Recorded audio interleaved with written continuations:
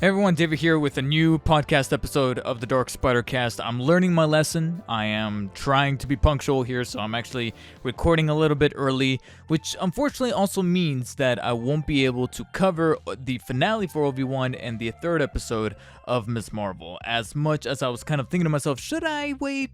But last time I tried doing that, there were some issues where it just meant that the whole podcast as a whole was going to be a little on the late side. Plus, the day that those two episodes debut, Wednesday, I'm actually going to be busy for the entirety of the day, like literally from when I wake up to by the time I'm probably coming home from watching those two episodes, because me and my girlfriend are both watching these two shows ongoing, so it wouldn't practically make an awful lot of sense to be able to, wait. So I'm jumping the gun here, but I still have those two episodes to talk about in terms of reviews, but we'll get to that in a second. We also have an Existential what I've been playing this week. One that this has not happened. This normally doesn't happen to me, but it is a situation where, as a gamer, you always have your moments of I guess you could say performance anxiety as a gamer, to keep it manly, quote unquote. But yes, I had a strange week. When it came to playing video games. Outside of that, though, not a whole lot has really unfolded on a personal level. Still submitting job applications, still doing the whole rigmarole. I did have an interview the morning of this recording, at least for this preliminary part. It was for a videography position, or at least a videographer assistant is officially in the title. So I took it as like, okay, I'm going to be helping in terms of like the shooting and all that good stuff. Without going into too much detail, let's just say that it was going to be for a company that is involved in some really laborious work, and the videography angle was going to be kind of like a part of it, but not the whole of it, if that makes sense. You know what I'm saying? Like, there would have been some labor work around houses, and some of that work would have been very, very buttfuck early in the morning. We're talking 7 in the morning, if not maybe even earlier, as the interviewer was saying. We're talking 5 or 6 in the morning. Yeah, no. No, I'm sorry, but no. And it's funny because the whole time I was thinking to myself, like, what's my out here? What is like this is not vibing with me. What's my out? And thankfully, in a matter of speaking, the interviewer kind of gave me an out by getting to a point in the interviewer where, and nobody's right or wrong here. It's just a matter of a clash of a fitting here. The fitting didn't work. It's like when you try on a dress or a shirt or whatever, and you go through fittings. You go through fittings in order to be certain which one you're going for, and this fitting just did not work.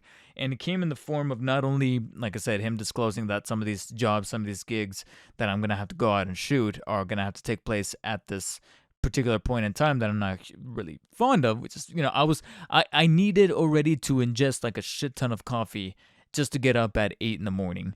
Imagine 5 or 6 in the morning, or even fucking earlier than that. Like, I need to be able to, I need to be ready to work and as available as these guys are, doing their regular house-related jobs.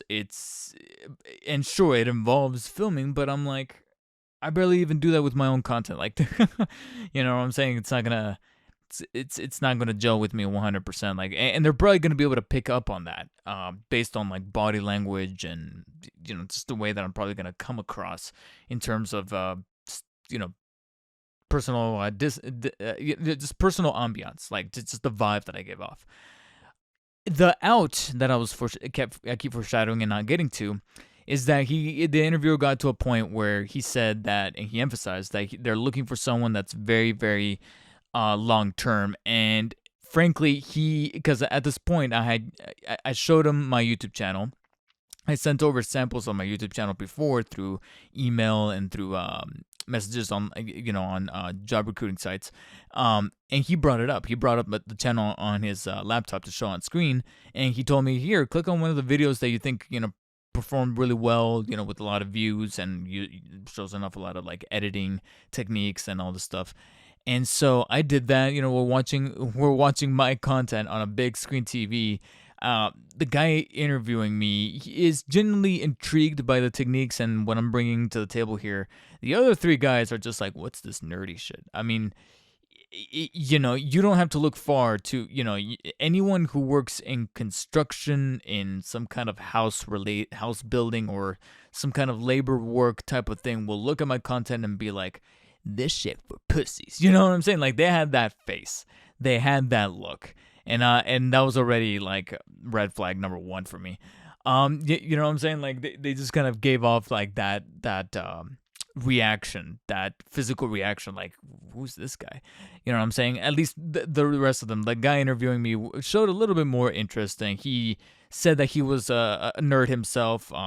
That's just, what he was saying. He was wearing here's the thing.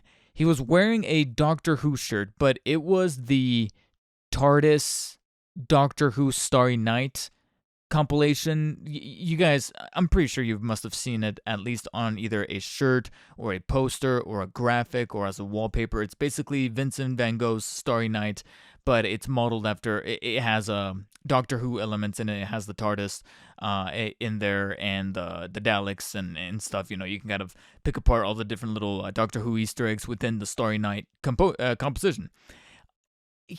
This might sound like an attack, but I feel like that image has been popularized enough to where someone can say they're a nerd and wear that shirt, and I'll still ask them a specific question on something nerdy, and they're still gonna be like, "What?" You know what I'm saying? Like, I don't. I'm gonna need more than that. Just saying that you're a nerd. I'm gonna need to feel it. So until proven, I feel like he could have been just along with these other guys, going like, "What the hell?" But he disguised it very well. If that was the case, allegedly. So the outs, going back to the outs, he said that they were looking for someone that's very long term. And the reason why I brought up the YouTube channel is because not only did I showcase it earlier in the interview, but at one point he used that as an example of who they're looking for. They said that, hey, we don't want someone who, if their YouTube channel takes off in a few months, like 3 or 4 months, they all of a sudden quit, and we have to look for a new guy. The fact that it got a little, just a tiny bit personal there was enough for me to be like, I think that's my door. I think that's the door, and I'm gonna take it. And sure enough, I did. Once they got to the part where they said, you have any questions for us, that's where I laid the cards on the table. It sounds kind of cringe. I know that, I say to a lot of people, like, that I'm looking for this particular job where I can, like, edit videos, maybe shoot stuff, and be comfortable within my own space. But what exactly are the chances I'm going to be comfortable doing this thing, being up on rooftops and God knows what at like 5 or 6 in the morning, and doing all these different things, for possibly something that's close to minimum wage. And sure, it involves videography, but like, I put it obviously in a professional manner where I was like, hey, it sounds like, it definitely sounds clear who you guys are looking for. It looks like that's not me. And that was the example that I used, where I am looking, I'm not going to shy away from the possibility that my YouTube channel could like take off and I could do that full time. And I will be that guy. So let's be professional here, respect our time, and, that'll be it. And yeah, we ended the interview there, shook hands, and I left. So yeah, I'm more than likely not going to be hearing from them again. So yeah, we're just going to go ahead and continue to truck on, keep applying to places, put out feelers. I'm still waiting to hear back from some other interviews that I have done, one of them from being last week when I mentioned that I went to LA, and such and such. So, a lot of things still kind of pending. I just hope that things will accelerate. So for those of you listening, I don't know what to ask except to just keep on listening, keep on supporting. But yeah, things are looking just a little gray in the financial department, where it's I need to start like really rationing and really pulling myself together because this month, without going into too much detail in terms of, like I said, numbers and things like that before, this month seems to be it as far as what I can cover. I might have to start asking for some form of external help. So yeah, that's why I didn't really want to spend too much time with this like intro portion about like the personalized stuff. So let's go ahead and move on from, try to escape from that tumultuous part of things and talk about nerdy shit. Let's talk about some nerdy shit. Now, one of the things that I am really eager and somewhat itching to talk about, but I frankly don't want to do it in podcast form. I want to do it as a video. I want to do it as a form of a documentary style kind of a video essay. And it's funny because there's some people already making fun of the concept of people starting to, bring out ideas and even title ideas, thumbnail ideas for like video essays centered around this topic. That's actually a little bit a little spicy on comic book Twitter right now, because it's not exactly the most fond week to be a Spider-Man fan right now. It's oh my god, it's it's quite a bit of a roller coaster ride to be not only a comic book fan, but specifically a Spider-Man comic book fan, because not only do we have a very tone deaf Miles Morales comic book arc right now. It's a what if scenario if Miles Morales was Thor instead of Spider-Man, except it wasn't exactly treated in the most decadent fashion. But to get things a bit more toxic and a bit more poisonous and in a more like, in a direction that is a little bit heartbreaking to kind of watch and unfold, we have the controversy around a Spider-Man short film called Spider-Man Lotus. Some of you may already know what the controversy is. Some of you may have heard the name Spider-Man Lotus and thought, wasn't that like a fan film on YouTube? Yes. Like I said, I actually am not going to get too much into the weeds of this controversy because my goal is actually to make a video on this. And David, why make a video on it? Why feed the flames somewhat? Ideally, because of my filmmaking background, it's because it's taking two things that I'm passionate and I love. I wholeheartedly love. If it was like one or the other, I probably would have left it alone and probably would have vocalized my opinion here on the podcast or as a blurb on Twitter or social media post somehow, just to kind of get it out there, be done with it, and move on.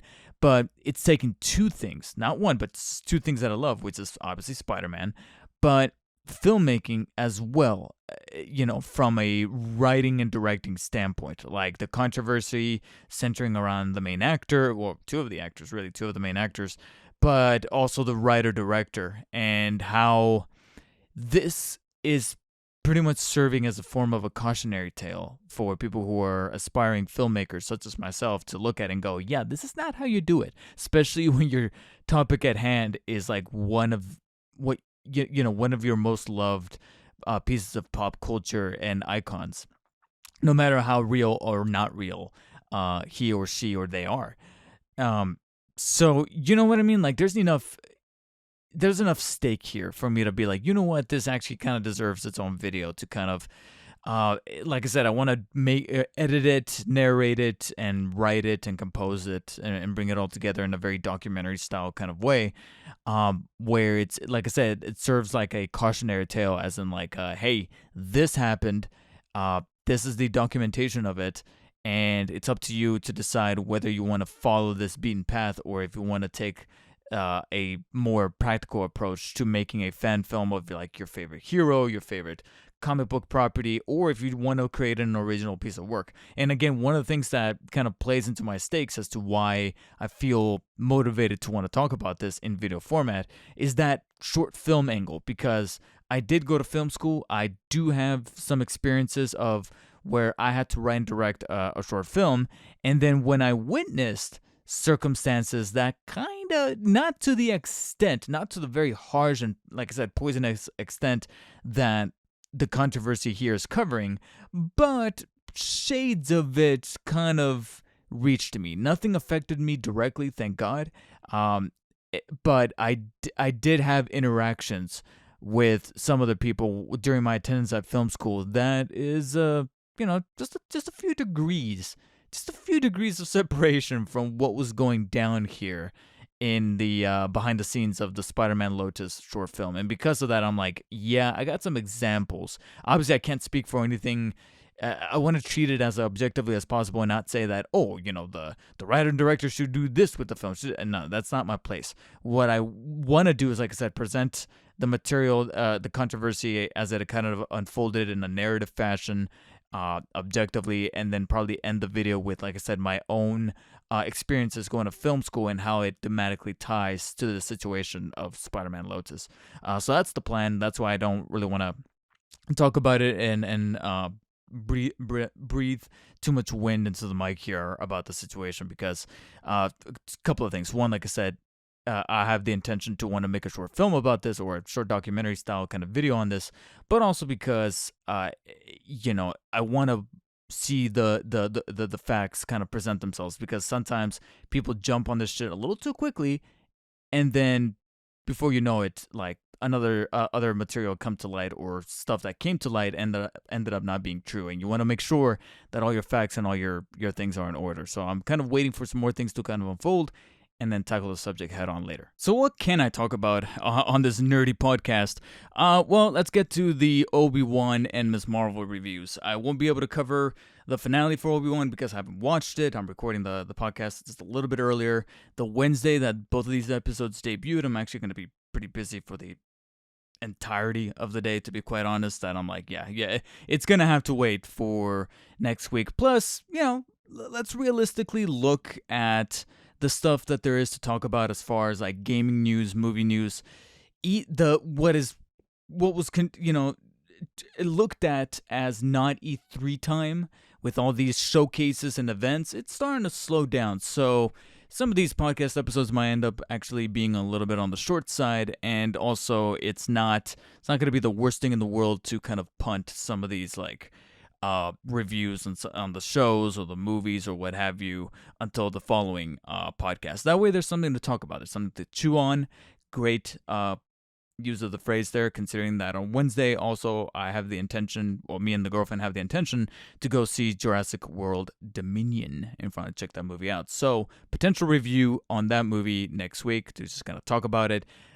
Being that at that point, it's going to be probably around the realm of like 2 weeks since the movie had been out, it's possible that I might get into spoilers, and if I do, I'll probably put out like a warning or what have you, but we'll see when we get to that. Let's talk about Obi-Wan, because this is one, this is going to be a curious situation, because this is, this is episode 5, and when we last talked about Obi-Wan, and by we, I mean almost virtually everybody was just not feeling it all too well when it came to Obi-Wan, to put it quite mildly. I said that the episode was really, really, really not good. It was pretty meh, and then I go online to find out that I'm actually not the only one. Quite an awful lot of content creators, influencers, people on Twitter were ubiquitously saying, yeah, this episode was damn near trash. And we only got 2 episodes left. Like, what exactly can you pull together to improve on that? And we got episode 5. We got episode 5 that deals with the ramifications of the prison breakout episode from last week.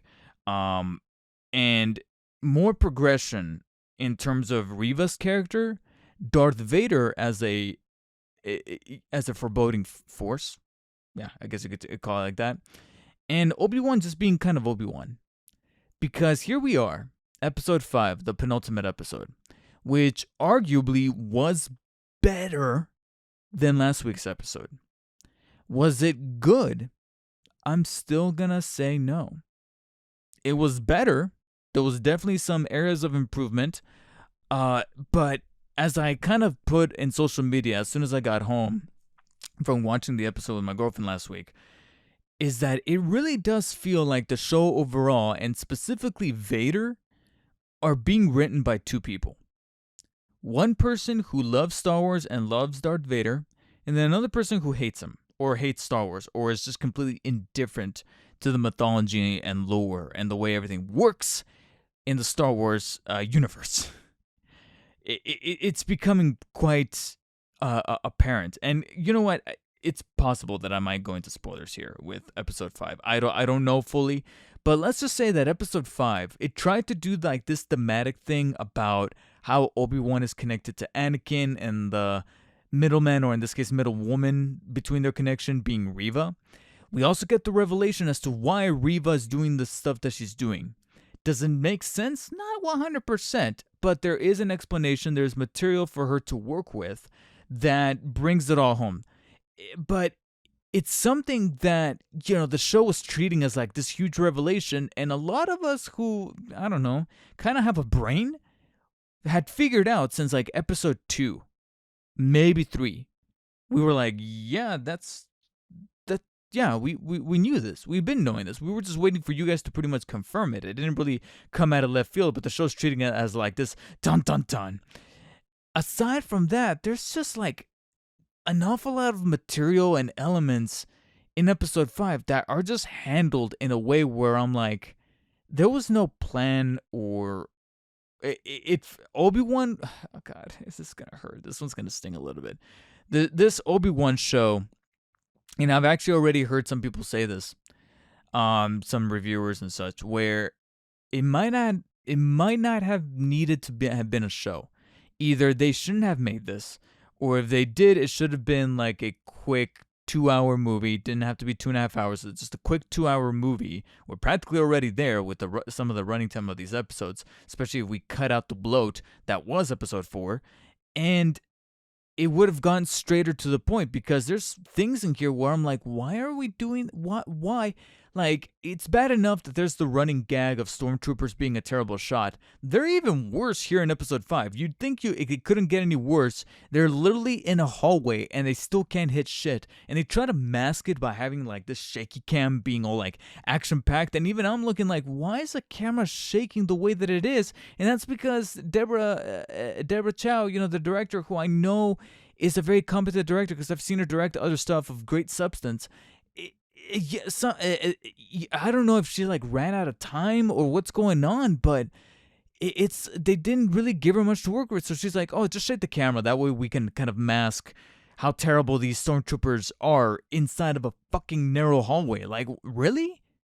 And then on top of that, Vader walks in, and like I said, it's been, as soon as Vader walks in, it's literally going back and forth between showing how awesome Vader is as a whole and how dumb he is in this specific show. Because you have moments of badassery with him. I'm not going to mention any specifics in case you haven't seen the episode, but there's a moment here that people were remembering, that were reminded of Star Wars The Force Unleashed in a great way. Like, in a way where as soon as this happened, a smile just poured all over my face, and I was like, okay, that's cool. That is awesome. And then followed by a stupid moment. And then followed by a badass moment where Vader is showing that he is a badass by showing that he's barely putting in any kind of effort with a particular somebody. And he's like, please. You know what I'm saying? That's badass. Followed by another stupid choice. I'm like, what is going on with this show? What is wrong with this? And then people go, what scares me the most is just seeing how some people are willing to defend it online. I actually kind of, to a certain extent, kind of got into it with a certain reactors channels certain reactors videos comment section.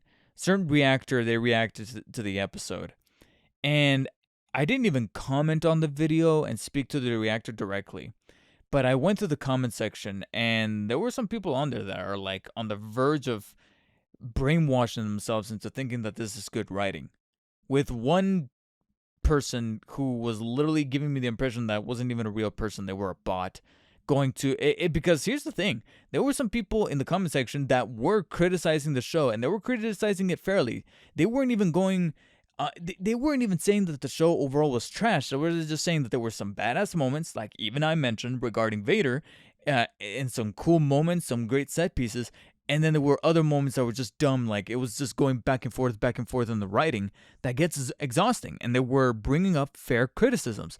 You had this fucker who was going through all of those critical or criticism comments and commenting, "There's nothing wrong with the show. There's nothing wrong with the show. You're wrong." Like, are you kidding me right now? And I finally, I quote unquote YouTube blacked out and saw red, and I just went in saying, "Dude, are you commenting on all of these criticism comments with the exact same comment trying to defend this?" And they responded saying, "But there's nothing wrong with the show." And I'm like, that's not the problem. The problem is that people like you are creating this echo chamber that breeds this like toxic positivity thing that has led to the problems that we're having behind the scenes with YouTube. And if you guys want more information on that, look at last week's episode where I kind of touched on this on the podcast episode, on the podcast services exclusive version of the episode as opposed to the YouTube version, where I reference a particular point of drama that's going on behind the scenes with YouTube, inquiring two parties, one that was trying to abuse the copyright system versus another, and sadly YouTube took the side of the abuser, and there's no justice going on right here. It's perpetuating that, if you really think about it. I mean, it's not to that scale, obviously, it's not to that extent, but it's kind of linked somewhat to that. I referenced this. I referenced this in my comment, clapping back at this dude. Never responded back. And I honestly just thought of that as my own personal victory. I didn't comment any further. I didn't comment on any other comments on that section. I was like, you know what? I came in here to what I needed to do, and I bounced. And I was like, all right, that's it. He didn't respond. I take that as like, I'm right? And they never responded back, despite there's nothing wrong with the show. There's nothing wrong with the show, with all these other comments criticizing the show or critiquing the show. And I'm like, all right, there it is. They never responded back. Kind of proves my point, because they knew that they didn't really have anything kind of firm to stand on. So there it was, and I'm like, all right, well, I'm out. And that I still stand by that with the Obi-Wan show, where here I am, just a couple of days before the finale of a miniseries. This is not intended to have a second season, and I'm not looking forward to it. There's very little of what they could potentially do to wrap up the current ongoing storylines that I'm just kind of winded. As some other critics on YouTube mentioned, it's like going back and forth between some cool moments, some dumb moment, cool moment, dumb moment, that I'm like, there's no consistency here. And because of that, I'm going into the finale thinking it's going to be inconsistent. So what do we have? And it breaks my heart. It breaks my heart because I was genuinely looking forward to a badass Obi-Wan show. And yet here I am thinking, is it just me, or does Obi-Wan feel like a supporting character in the show that's called Star Wars Obi-Wan Kenobi? God damn. But like I said, it was better because of some of those badass moments. There were some character beats. There's a moment where, like I said, they were trying to thematically tie it to a flashback that could have used a little extra rendering time in the computer via some de-aging shots that didn't look all too well purposed. But the intention I can respect of what they were trying to do. There was even one particular physical maneuver that I thought was well enacted. That was thematically tied to, again, that flashback that I thought was pretty decent, pretty cool. And Reva herself was an overall better character than she was in the fourth episode because of that material of her tie to Vader, to Obi-Wan, and what her purpose is here in the grand scheme of things. Again, it has holes in it, but overall, it has holes in it. It pokes holes into Vader's character, pokes holes into things that are coming up here in the future involving Star Wars Rebels and all this other kind of stuff. So, like I said, episode 5, better, not good, but better. And yet, here we have episode 2 of Ms. Marvel, which was pretty much on par with episode 1. I'm not going to say it was all that much better, because it was pretty much an episode that harnessed a little bit more on Kamala's powers.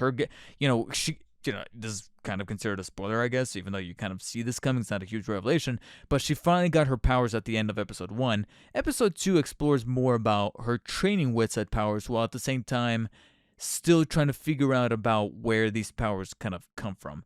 It still lingers a little bit on the high school element, but no more than the first episode did. So not a whole lot to really chew on with episode 2, but there's still a lot of basically what I'm saying is that there's a reason it kind of puzzles me that Obi-Wan got a 2-episode premiere, but Ms. Marvel didn't, because the episode 2 of Ms. Marvel not only ends on a pretty interesting cliffhanger, but it has kind of like the same wavelength in terms of what I can kind of criticize and what I absolutely loved about episode 1. So the criticisms that I had about episode 1, about the high school stuff being still kind of fluffy in there, is still lingering a little bit here in episode 2. But the strengths, as far as, like I said, the identity, the connection to its culture, and the way that it treats like text messaging and camera work. There's a sequence here where she has pretty much her own personal dance number inside of her house that is orchestrated really well with the lighting, and it was a joy to see. It was a very feel-good moment. Things going on with her family that, while frustrating, it's necessarily frustrating because, like I said, it ties into the culture. It resonates with me because, there's similar things going on with my background, my ethnicity.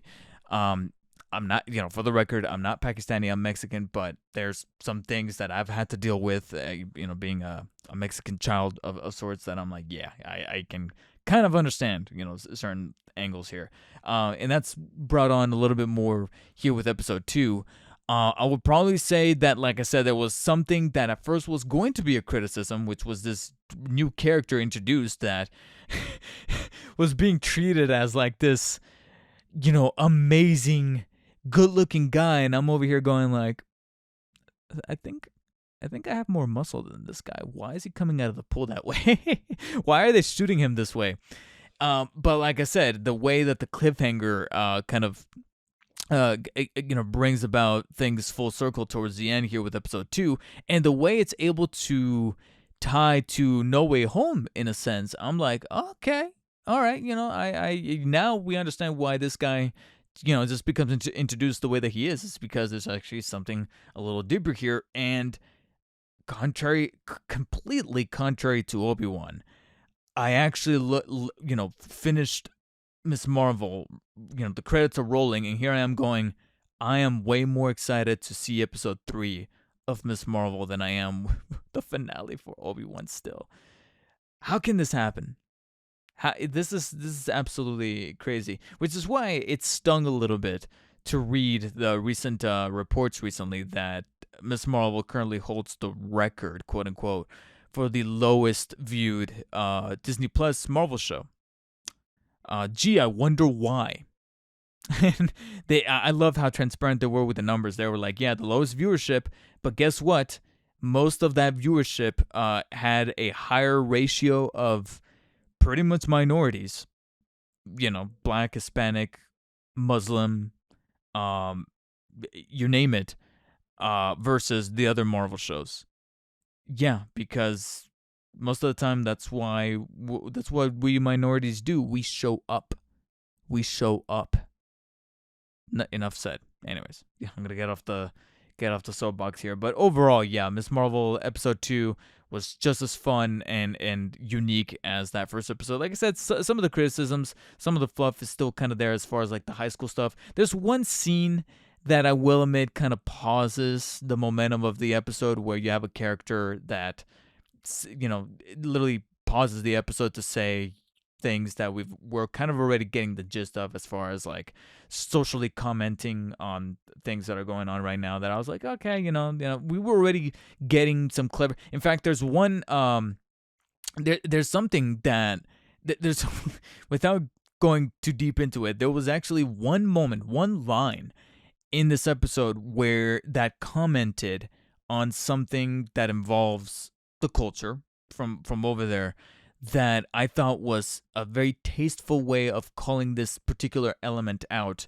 That, without going into too much detail, let's just say that it's something that has been around for quite literally centuries in this culture, and yet for some reason they still are doing it over there. You know what I'm saying? Like there's still an unfair thing going on over there in the Middle East and in South Asia that is depressing to see is still happening, and that has not gotten with the times. But because it's rooted in the religious upbringing of that culture and whatnot, it's something that me talking into the microphone is not going to fix it, obviously. Uh, but Ms. Marvel had a very tasteful one line, just a simple line. It didn't pause the episode. It just had this one line that was subdued, wasn't in your face, but Kamala says a line that made me go, I know what, I read the subtext behind the line that I was like, I like that. That was carefully managed while commenting on this thing that has always irritated me about how things are handled over there in that part of the world that I know can't be changed. Like I said, me speaking into the microphone, that's not going to change it because of, there's more levels, there's more dimension, there's more to it than just saying, "Oh, that's wrong. That they should change that." I know that that's not going to happen, but it is nevertheless frustrating to kind of witness this and see some injustices go down because of it. And it was very tasteful for Ms. Marvel to tackle that with just like a very quick line. So that's why the preceding scene of two characters in the bathroom, with one of them pretty much, like I said, pausing the episode to say, all my life, this is, I was like, and it's funny because the character is likable. The character that is saying this, she's likable, but I was like, we just kind of tackled this. It's a little redundant, we can kind of move on. And thankfully, it doesn't last too long to really drag the episode. So that was, again, another little criticism that I had with the episode. But overall, everything else that was making it fun. We see more of her powers, like I said, not only with a training montage, but with her finally trying to put them into use towards the end of the episode, leading us into, like I said, the cliffhanger that made me go like, holy shit, I'm down for episode 3. Bring it on. I'm ready for it. More so than even the Obi-Wan finale. Is like, yeah, this is currently the hook that I have more so for whatever it is that's going down on Disney Plus at the very least until Star Wars Andor comes out, or Thor Love and Thunder. I don't know, but yeah, if guys check out Ms. Marvel, like I said, the reports are showing in that it's gotten one of the lowest turnouts for a Disney Marvel Disney Plus show.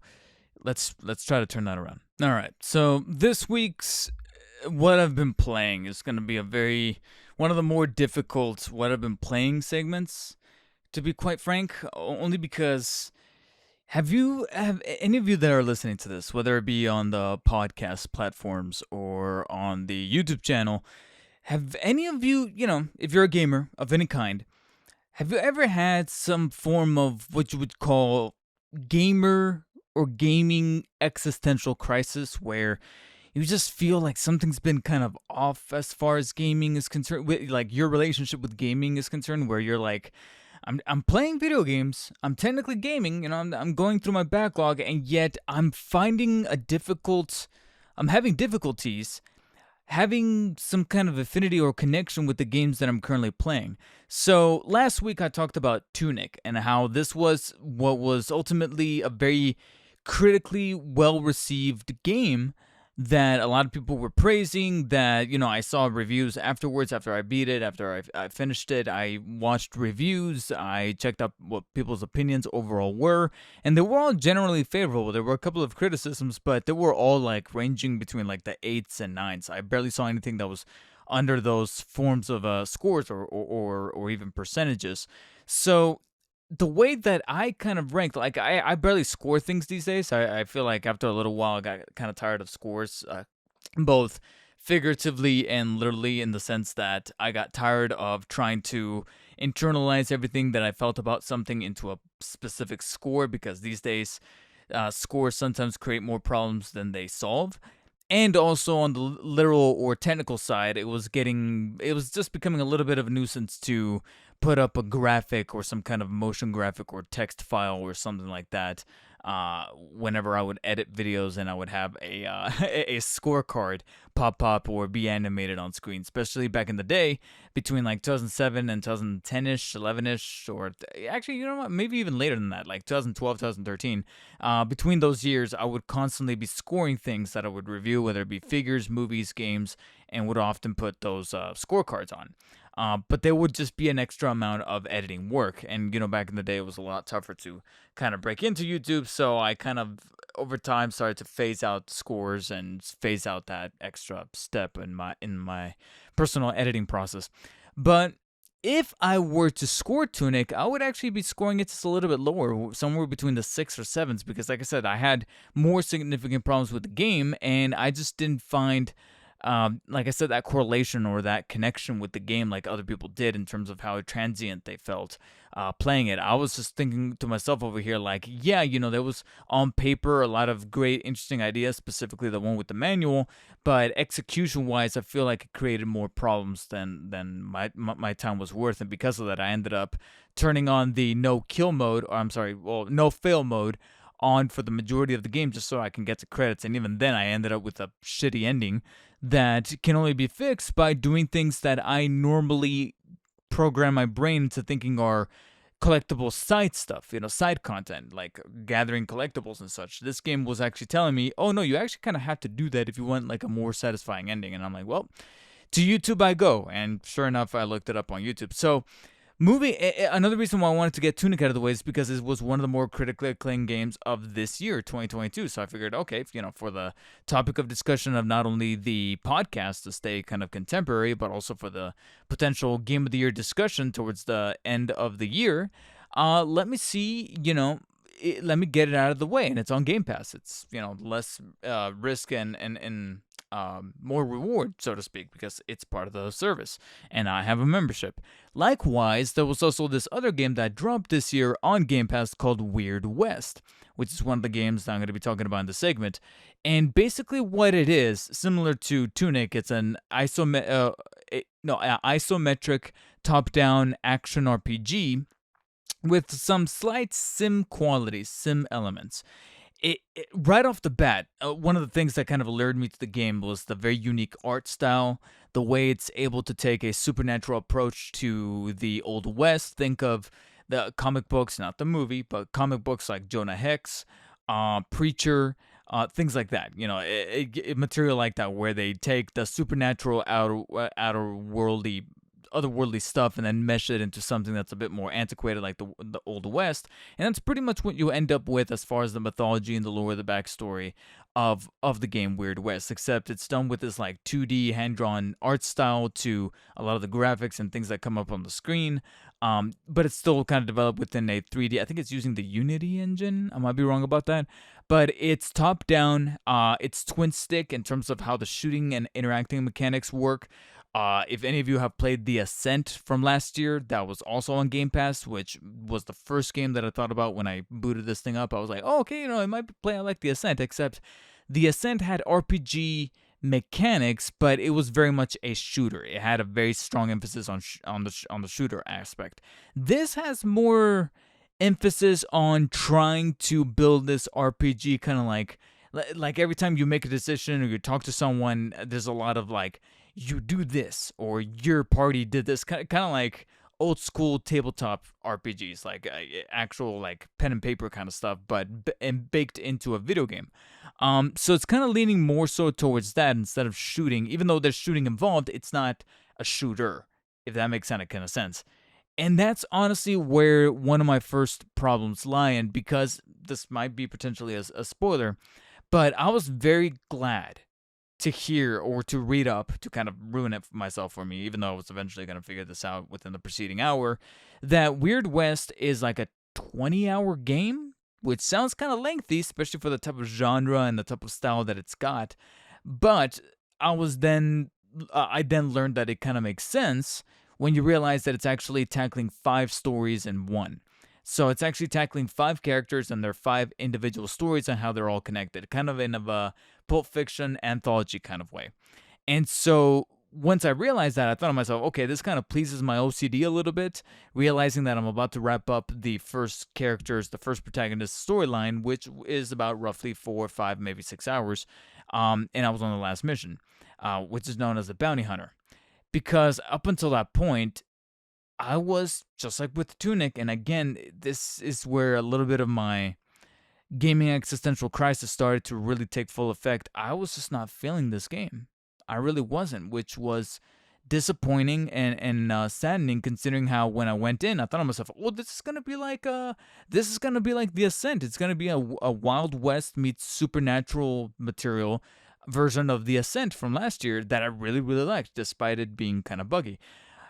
As I rolled in, I got the first couple of hours out of the way, and I went to bed thinking to myself, okay, I'm liking this so far. Let's continue on through. And it was the next day when I put in a few more hours leading into that final mission that I thought to myself, oh my God, I made a mistake. Because unlike the Ascent, like I mentioned before, the game focuses a little bit more on that tabletop kind of aspect that's just incorporated into a video game. And likewise, with those tabletop games, an awful lot of sim-like qualities are also baked in. What I mean by that is that sometimes it tries to meaning simulate, a lot of real-world aspects where, like, say, for example, if you want to heal yourself, you can only heal yourself by either using bandages, which are very scarce, or cooking and eating food. The food, when you gather food, you still have to cook it. You can't eat it right away. Which I'm like, okay, that's fine. But what is not fine is not being able, unlike Red Dead, for example, being able to cook food and not save it for later. Instead, your character cooks the food, eats it, heals up, and then that's it. Once you go out into the weird West, it's just like the old West. You must make sure you ration your stuff. Otherwise, you can't carry it with you. I'm like, what? That doesn't make any sense, but okay, whatever. It gets even worse when the shooting is made even more terribly by, again, making it ultra realistic. This is the Weird West. You gotta make sure you ration those bullets, because guess what? The next time you come across the bullet's gonna be an hour fucking later.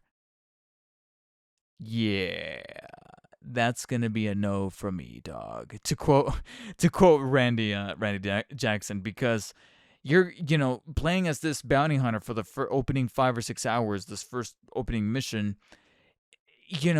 This girl, her name is Jane, and she's a badass. It's just a cool character to play as. But as you progress, you gain all these weapons, and yet the only one that gets actually good amount of ammo is arguably the shittiest gun, which is the shotgun, because she sucks at reloading it. You have to manually reload it. Once you shoot your 2 shots, you don't automatically reload. You cock it, and it's like like that, and I have to reload. Which I'm like, okay, you're trying to be realistic, but it doesn't make sense, and it's rather inconsistent when that gun does that, but then the regular pistol and the rifle don't do that. You run out of the clip, she automatically reloads by when you hit the trigger again. How does that make sense? I'm sorry, pregnant pause here. And to make matters worse, like I said, going back to that ammo, it's super scarce, but you get a bunch of shotgun shells for, like I said, the worst gun, the most inconsistent gun. But then the other ones that do a good chunk of damage, you barely find any bullets. You loot a corpse, you find 1 bullet. You break down a gun, you get 1 bullet. I'm over here like I'm scrounging, and yet the enemies are moving way faster than me. And I understand that, again, going back to the RPG aspect of this game, you're able to gain these items that help you pretty much build up your skill tree. You got these Niflheim pieces. I think Niflheim pieces, I think they're called, and they're used to give you some extra abilities. You got these golden ace cards that you can pretty much put into a skill tree that give you perks, and perks are pretty much like, oh, you can reload faster, you can heal up quicker using your first aid kits, or you have a bigger bar of HP. But again, those resources are also kind of scarce, playing into the whole sim aspect of the game that, just like I said, the overall experience just wasn't pleasant. So it's only made even worse by having a plethora of bugs. Certain characters, glitching in a way where, the character is saying, oh, you can't fast travel because there's enemies in the area. Where are the enemies? And here's the thing. There's only so much of a tolerance that I have for glitches. But I am prejudiced as all fuck for crashes. And this game, during those first 5 hours, crashed on me 3 times. And did I forget to mention that this game does not support quick resume on the Xbox Series X? So I have to load up from the main menu, and God knows wherever it is it quick saved, or I manually last quick saved, which means I can lose a decent chunk of progress, which I did at least 2 out of the 3 times. One of the times that I crashed, thank God, it happened right after it automatically saved for me. But otherwise, yeah, if you were traveling from one town or the other, they have to do pretty much Pokemon style. You select the area on the map and your character has to walk there. And along the way there, you can be ambushed by enemies, which can maybe, if you flip through these menus a little too quick enough, you could lose progress because the fucking game crashes.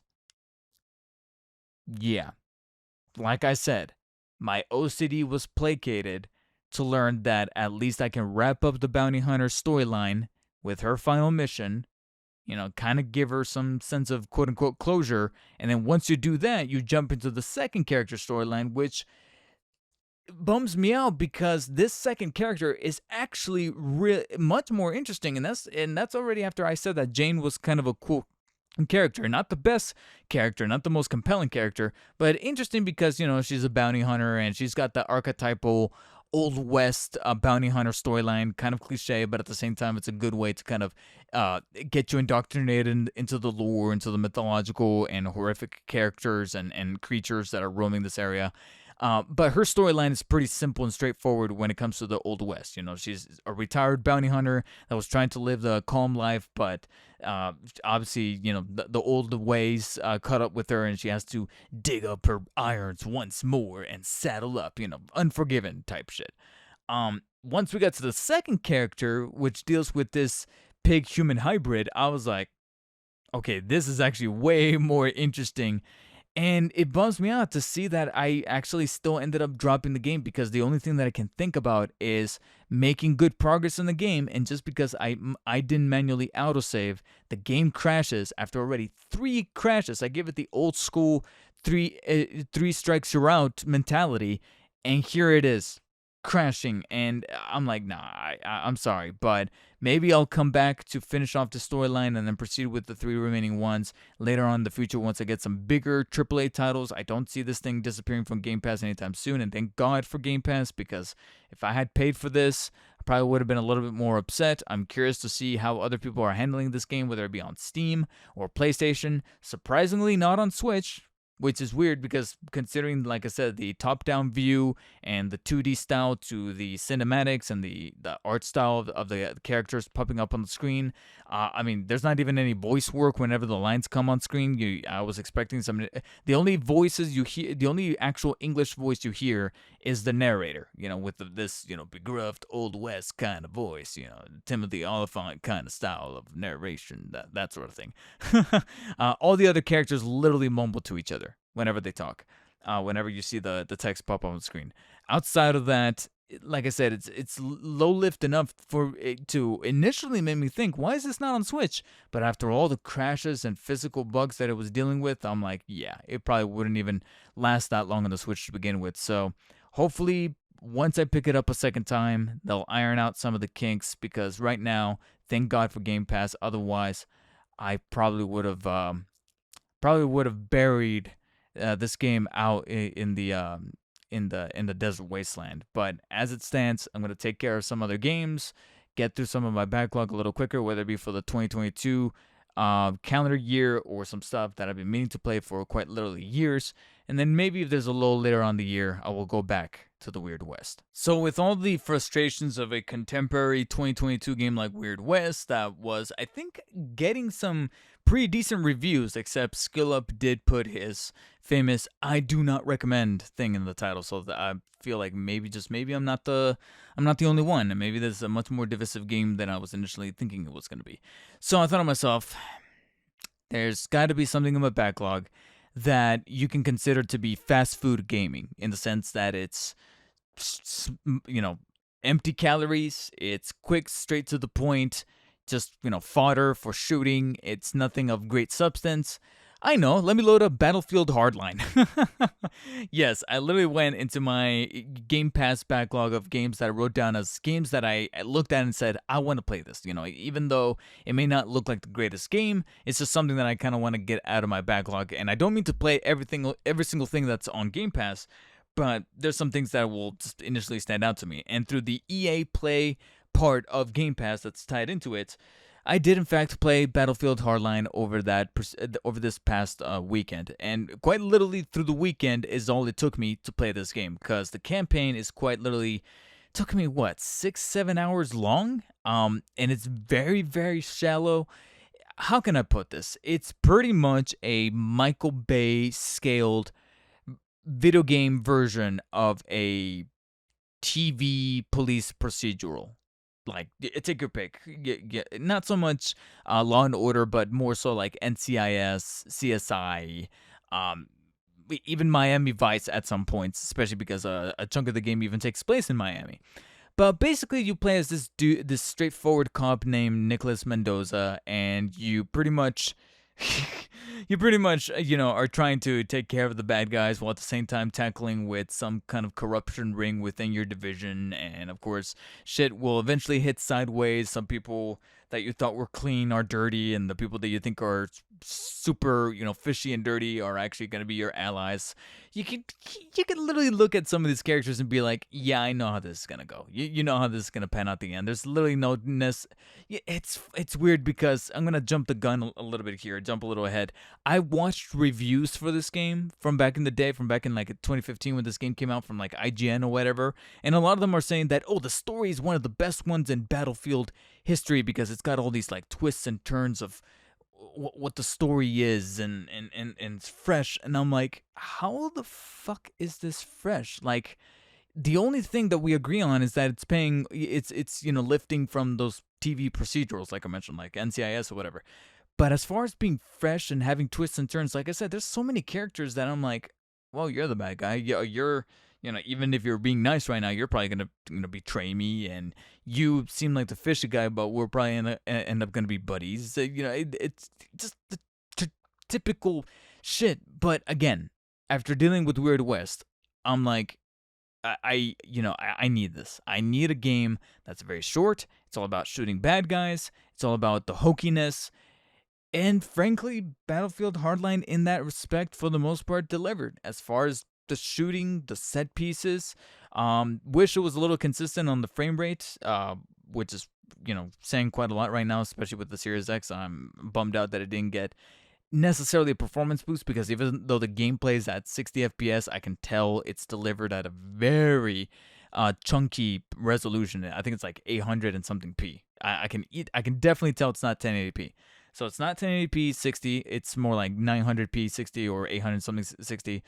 And then on top of that, there was a bit in the game towards the end where I'm not going to say it corrupted. Well, it corrupted. It corrupted my file in a way where I had to restart the chapter, which was almost an entire hour's worth of gameplay.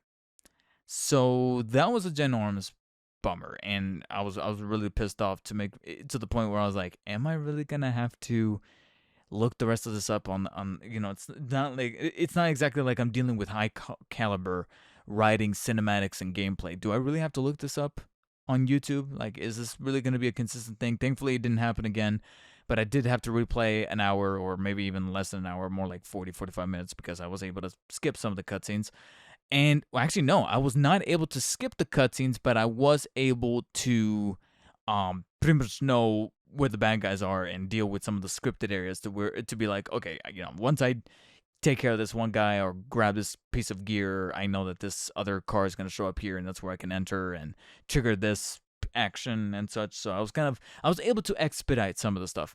Outside of that, though, like I said, it's Battlefield, except it takes place on American soil, with these areas that are, like I say, play into the hokiness, into the campness of shows like Miami Vice, NCIS, things like that. So if you have Game Pass and you've been meaning to get a Battlefield game out of the way, Battlefield Hardline is a pretty decent escape. Just make sure that you could be ready for a particular crash at any given moment, but if you're willing to tolerate that or be ready for that, it's not a bad time. I can't speak for the multiplayer because I know a lot of these reviews that I watched after the fact were mentioning an awful lot of the multiplayer. Frankly, though, I didn't play it because I'm not a multiplayer guy.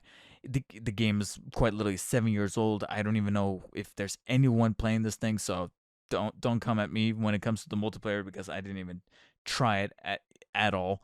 But from what I hear, there were some decent modes in there from those original 2015 reviews. But if you're just looking for, like I said, an escape for the weekend with a very schlocky but kind of fun campaign, Battlefield Hardline is actually not too bad, and I would recommend it for any Game Pass members out there. So folks, you really mustn't get me wrong when I say that there I was editing last week's podcast and thinking to myself, I feel bad not holding out just long enough, just a smidge, to not cover the Final Fantasy VII 25th anniversary stream, as well as the Dragon's Dogma video, the 10th anniversary Dragon's Dogma video, which both literally went up at the exact same time, Thursday, June 16th at 3 p.m. Pacific Standard Time.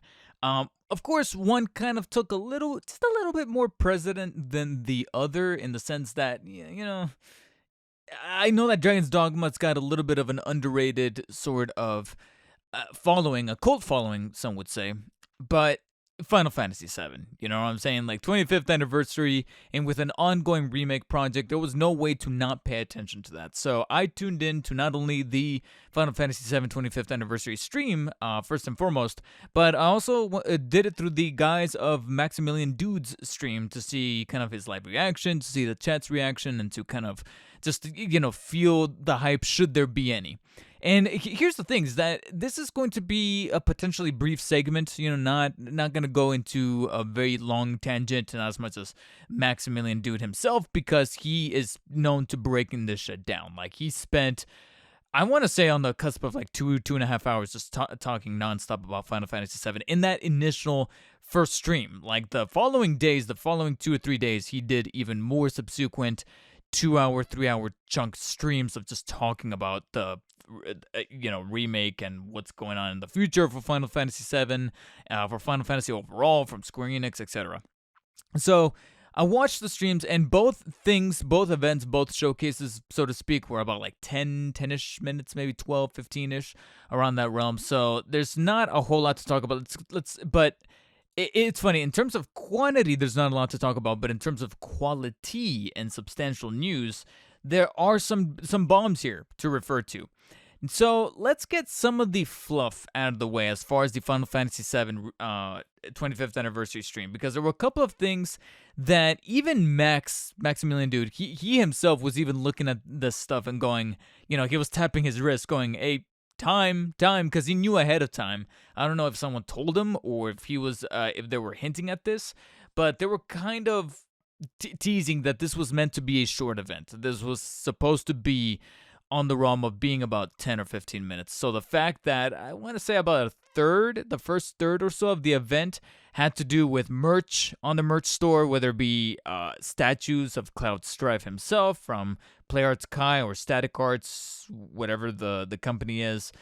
There's a silver ring, a Shinra silver ring, replica, a digital clock that's modeled after the Buster Sword. These are all cool looking stuff, but yeah, like Max himself was saying, please do not spend terrible amount of time, and they really didn't. I want to say that the merch stuff was like literally 60 seconds tops. What did get a little worrisome is that then we went into some mobile game stuff with pretty much a episodic single-player mobile game called Ever Crisis. Final Fantasy VII Ever Crisis allows players to experience the world of Final Fantasy VII and its connected stories, including that of the original Final Fantasy VII, except it's pretty much... Ever Crisis is pretty much, as he put it, a remake of 7, but it's not in a console space. It's not going to be like the way remake from 2020 played out. It's going to play out the same way that, with the static backdrops, kind of like an isometric excuse me, I'm choking, top-down view. It's not going to be a fully realized remake like the 2020 version was at all, especially with the gameplay. The gameplay is strictly turn-based. It's going to have like a couple of little, dynamic animations here and there, and of course, some of those animations might be taxing on whatever kind of phone you're using, so you better make sure that your phone is up to snuff there, but that's pretty much what Ever Crisis is, and it's meant to be for mobile, iOS and Android. Staying on the cusp of mobile here, we also got to look at The First Soldier. Season 3 is underway. There's going to be more content being divulged into the First Soldier mobile game, which is meant to be like this third-person horde kind of shooter. Again, stuff that was kind of like, all right, that's cool and all, but it's mobile. It's not meant to be like a humongous deal. And then they started to transition now into some more meteor stuff. Now, granted, this by itself is cool, but it's not like the biggest, most breaking thing, which is that Final Fantasy VII Remake Intergrade, which is basically the remake from 2020, as well as Intergrade, which is the Yuffie DLC, is coming to not only Steam on PC, but it's also verified for the Steam Deck. If I still had my Steam Deck, I would be a little bit more glowing right now, but it's still pretty cool for those of you who do have a Steam Deck to now pretty much be able to take Final Fantasy VII Remake on the go. And we can only assume that sometime in the future, other things involving the remake project are probably going to be Steam verified as well. They're probably not going to be day one, but they're going to be coming along the way. Like, it's not outside of the realm of possibility to assume that something like this could happen with other projects that I'm about to get into here. Which is then when we start to finally transition in the back half of this entire stream, this entire event for Final Fantasy VII 25th anniversary, that we finally got ourselves to beefy boys of some news. The first one is actually really, really cool. In fact, I would probably say this is what would be probably the most surprising out of the two. The other one wasn't really surprising by itself. It was just surprising that they showed it here. This one was just surprising overall, in my opinion, which is that we are getting pretty much more than a remaster, but not a full-on remake of Crisis Core, dubbed Crisis Core Final Fantasy VII Reunion. I'm reading this article off of the official Square Enix blog post. This prequel to Final Fantasy VII focuses on Zack Fair, a Buster Sword-wielding soldier who has a hugely important role in the series that we're definitely not going to talk about here. That's what they said. This new game is a full remaster, so they're calling it a remaster, but I'm willing to go the extra mile to say that it's more of a remaster, but not a full-on remake. It's striking that balance in the middle. I'm trying to think what other game did that. I'm blanking out right now. I want to say the remasters of 10 and 10-2 are kind of like that. And even 8 or 9. One of those where it's a remaster. It's a little bit more of a remaster because they kind of swapped out assets. They didn't clean them up. They actually put new assets into the game, but they didn't remake every single thing from the ground up. And the gameplay is still the same. The skeleton of the gameplay, the core blueprint of all those mechanics are still in there. They haven't really been touched up. Performances, voice acting, and story is still exactly the same. Nothing like that got tampered with. And it's seeming like this Crisis Core remaster is pretty much doing the same thing. But as it says here in the article, the new game is a full remaster of the PSP original and brings the game and its unforgettable story up to date for modern platforms. It will launch this winter, so we can assume somewhere between December and February, on PS5, PS4, Xbox Series X and S, Xbox One, Steam, and Nintendo Switch. So keeping in line with the portable aspect of the original platform that this debuted on, the PSP. And to me, the reason why I find this one of the more surprising aspects of this stream, of this huge event, is because Crisis Core is a game that often got talked about when it came to genuine games to play on the PSP, but I missed out because I never really had proper access to a PSP. And right now, that's going to be even much more difficult, considering that the fucking thing is probably super expensive to come by on third-party websites, and to also find a very good functioning copy of Crisis Core. It's like, yeah, it would probably do them some service to bring this game to a remastered state for new consoles, new platforms. And to see it come to Switch or even the Steam and maybe be able to be playable through the Steam Deck, I was like, you know what? You can kind of keep the livelihood of Crisis Core They're Alive while at the same time modernizing it in a way. And I've seen already some of the comparison shots between the original assets on the PSP and the new ones that are going to be coming in this reunion version. And man, like I said, the difference is stark enough that I look at it and go, yeah, this feels more like of a remaster, but not quite the remake, if that makes sense. You know what I'm saying? Like, it doesn't look built from the ground up, but it also looks like they did more than just polish up and make things HD all of a sudden. You know, they did other things. So it strikes that balance. Again, I'm blinking out on the other game that they've done this with. Not only Square Enix, but a couple of other developers. They've done this as well. I'm just blanking out right now as far as what examples. But when I saw this go live on the stream, I was like, yeah, I think they're doing similar to that of the game that I'm thinking about. It's like I said, it's a tip of my tongue, but for some reason I cannot procure that example right now. It really sucks. And then it ended with the big bomb that a lot of us knew was coming down the pipeline, but we just didn't think that they were going to show anything here. Maybe mention it, maybe reveal the title, but to show us not only footage, but possible early, like, pre-alpha gameplay of pretty much Final Fantasy VII Remake Part 2, now dubbed Final Fantasy VII Rebirth. The fact that it's retitled, instead of being Remake Part 2, they're calling it Rebirth, it pretty much, we all had our theories, but it pretty much solidifies that Square Enix, along with us, is pretty much saying, yeah, this is not really a remake anymore. It's more like you're getting a sequel trilogy to 7 Remake, where it's like, we're doing something different. You know what I'm saying? And without going into spoilers, for those of you who have not played the remake, the 2020 remake of FF7, let's just say it ends in a way where it's like, even if you played the original, you legit might not know what's going down going in the next 2 entries, which they've confirmed this is going to be a trilogy. So the third one doesn't have a title, but the second one is called Rebirth, and it's set to come out next winter. I noticed that they chose their words carefully, though. Keep in mind, they're saying next winter. They didn't say winter 2023. If they said winter 2023, then okay, December 2023, which means, just about a year and a half away, and that sounds doable. But the fact that they said next winter makes me think, okay, at best case, earliest case scenario, December 2023, but realistically, come on, we're probably looking at January or February 2024. Which I'm down for, honestly. I'm full on down for. If this is going to be a very beefy section of the game that they're probably remaking and adapting from the original, which I'm hearing takes an awful lot of material from that core game, make sure that they're doing it right, especially if you're going to make characters, bringing in new characters such as Yuffie that we got a taste of, phrasing, of in the DLC, but then bringing in Cid, Vincent, making Red 13 possibly a playable character, even though the circumstances in the original made us not be able to play as him, so hopefully they can kind of extrapolate a little bit on that. And they gave us, like I said, this teaser. Now, I have not played the original. I thou'st confess I have not played Final Fantasy VII, the original.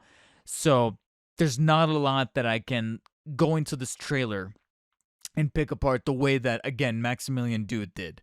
I'm not able to look at some of these frames and the lines of dialogue. Max went over the top and started looking at birds and being like, "Oh, the bird symbolizes this and it does that and it represents this." And I'm like, "You do you, Chief," because I'm personally not seeing it. But then again, I haven't played not only the original. I didn't play the original Crisis Core. I didn't even watch Advent Children. I will be the first to admit I'm not a huge FF7 guy like that, or even a Final Fantasy guy like that. I really enjoyed my time playing the remake back in 2020, that I'm down for the sequel, Rebirth here. I'm treating it like a brand new, I'm almost virtually treating it like a new IP. So there's only so much that I can personally speculate out of this trailer that showed what seems to be a planet crashing into another planet. You have Cloud and Sephiseph, as Gamer2323 says, Sephiseph walking alongside together, going up against like not a construction site, but like a city that's been kind of demolished. I think it's called Niflheim. And then at the end, we have things that we may or may not have seen before, of Zack carrying a damaged Cloud up to what looks like a still to be constructed part of Midgar. So We might be dealing with something that doesn't seem like what it seems like. Yeah, I'm trying to be vague as possible to avoid potential spoilers here, but yeah, there's just so much to kind of chew on, but not enough for me to be able to come up with any sound theories because again, I didn't play the original. I didn't break it down that way. I didn't play it when it originally came out. I didn't play it most recently. I'm very, very fresh to this whole mythology and lore that's centered around the specific entry that is FF7. I just know that my jaw still nevertheless dropped knowing that they full on showed us footage and stuff and material from Remake Part 2, now dubbed Rebirth. You know what I'm saying? I'm still compartmentalizing the fact that they showed that. I was expecting just, the director coming forward and saying, yeah, we're working on it. Here's the title. Maybe here's some screenshots or a concept art. But to actually show footage and lines of dialogue and to close out the stream saying that this is part of a trilogy. Part 3 doesn't have a title, but it's literally already being worked on. Part 3 is actually already being worked on, which means that best case scenario, and I doubt this is going to happen. I severely doubt it. But best case scenario, what if they're working on 2 and 3 back to back the way that they do it with movies, where it ends it on a cliffhanger in a way where it's like, hey, we're going to go ahead and work on these 2 back to back so that we don't keep you guys waiting for too long. That would be nuts. I doubt it because this is a game, and unless you're Assassin's Creed or Call of Duty, very seldom do sequels get made back to back by a single developer in the sense, because that's where Assassin's Creed and Call of Duty and, well, not really Far Cry, but Call of Duty and Assassin's Creed, their advantage is that they have like 3 studios working on 3 different projects almost at the same time, and they do like a casual rotation, and that's how we get a game a year. Here it's Square Enix through and through, so that's why it's like, there's only so much that they can kind of stretch themselves. But going back to what I've said before, is that technically speaking, I understand that circumstances are different, especially right now with COVID, but sequels technically should not take as long as the original game because you already have assets and mechanics and systems in place that all you have to really do is tweak things accordingly, elevate them, amplify them, make them better, and a good chunk of the work should already be cut out for you. But that's just my viewpoint. Again, I'm speaking as pretty much an armchair developer here. I'm still very, very grateful that we were still able to end the Final Fantasy VII stream with an actual tangential look at Rebirth that I was like, yo, this actually has me pretty hyped. Now, it's time to cool it down because it's probably going to be a while, not only before we see this game, but also before they're ready to talk about it again. So, to kind of cleanse the palate, I then watched the Dragon's Dogma 10th anniversary video. I'll keep this really brief and short, to be quite honest, because one disappointing aspect of this video is that, frankly, 90% of it is the original team, primarily comprised of the original director, speaking about his background in playing video games and developing video games, how he came over to Capcom, how he got involved in making the Dragon's Dogma game, his thought process of how to come up with systems and how to, what it was like to bring like an online pawn system. With that said, I had a little bit less of a connection going on while watching this video because Dragon's Dogma, it's another backlog game that's part of the library on both PlayStation 3 and Switch and possibly PS5 if I want to buy it on console instead so I can get maybe a potential performance boost on Xbox. If it's I'm gonna have to do my research. I haven't really properly checked, but if there's like a 60 FPS performance boost on Series X, I might just buy it on the Series X because I believe as of the time of this recording, it's going for about $5. $5 for Series X Dragon's Dogma. I'm like, that actually sounds pretty sweet. Even though a couple of years back I bought it for $20 on Switch because of the portability factor. But if it means I can get a 60 FPS 4K output, I might just, for $5 more, I'll probably just do it on Series X. Nevertheless, what I'm trying to get across here is that I still have yet to play it.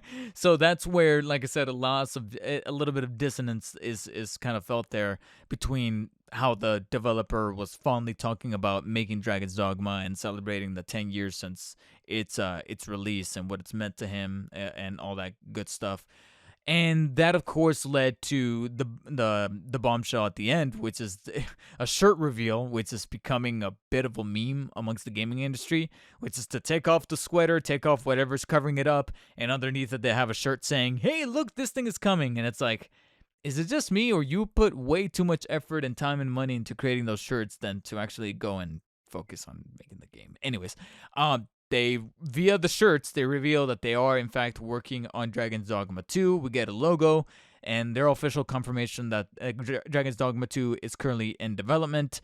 God only knows when we're going to be seeing it again in terms of it being talked about or officially re-revealed with gameplay. Considering that they didn't show anything else besides the logo and them just saying it's in development, we can only assume that it's very, very early in development, and we are probably going to have to wait quite literally a couple of years, and release for this thing is probably at a realistic level not happening until maybe 2025 possibly, and that's, if we don't experience any form of delay. If we're being a bit more realistic and pragmatic, let's say they add an extra delay here, 2026 at best. Gives me an ample enough time to really see exactly why it is that this kind of property, this kind of original game has the cult following that it is, and hopefully one of these days finally scratch it off of the backlog. But I'm excited for those of you who got hyped seeing that Capcom's releasing something that isn't Street Fighter, Resident Evil, or Monster Hunter, and I'm happy for them, and I'm looking forward to it as well. And frankly, that's gonna be doing it about this week. I know, much shorter episode, but frankly, I can't lie, there was really not a whole lot of breaking stuff when it came to like movie and games and stuff to really talk about in the news cycle that wasn't, like crazy stuff that I'm either, like I said, reserving for next week's episode or reserving for an entirely separate video that's going to go up on the niche channel, such as the Spider-Man Lotus stuff. Definitely stay tuned for the following episode, next week's episode, where I'm going to break down the Obi-Wan Kenobi finale, as well as the third episode, possibly even fourth episode of Ms. Marvel. The only reason why I didn't cover it this week, guys, is because by the time that this episode goes up, which I know that those episodes, those things, the Kenobi finale, Jesus Christ, Kenobi finale and the subsequent episode of Ms. Marvel are going to be out. I understand that, but me and the girlfriend, we actually got a little, hold on, let me phrase this carefully, but we were just really busy the Wednesday, running errands and driving around the Wednesday that these episodes debuted, and we didn't see each other until that following Friday. That it's, by the time that this episode has to be published and released, it's like there's not enough time, right? I have to record this, so it's gonna have to wait for next week's episode. But that's fine, because like I said, an awful lot of these gaming news, movie news, and stuff are starting to slow down a little bit, especially as we're kind of wiggling out of the